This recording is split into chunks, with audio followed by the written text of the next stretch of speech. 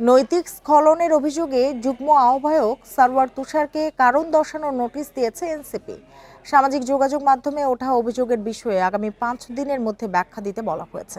দুপুরে এক সংবাদ বিজ্ঞপ্তিতে সারওয়ার তুষারকে নোটিশের বিষয়ে জানায় এনসিপি। বান্ডেল থাকলে প্রতি সেনমানিতে টাকা বাঁচবে। বিকাশ সেনমানি বান্ডেল কিনে জিতুন প্রতি লেনদেনে। এতে বলা হয়েছে বিষয়টি নিষ্পত্তির আগে পর্যন্ত সব সাংগঠনিক কার্যক্রম থেকে বিরত থাকতে হবে তুষারকে। গত সোমবার সারওয়ার তুষারের সঙ্গে দলটির কেন্দ্রীয় এক নেত্রীর কথোপকথনের অডিও সামাজিক যোগাযোগ মাধ্যমে ছড়িয়ে পড়ে। এই ঘটনার পর নারীকে হয়রানির অভিযোগে শুরু হয় আলোচনা সমালোচনা।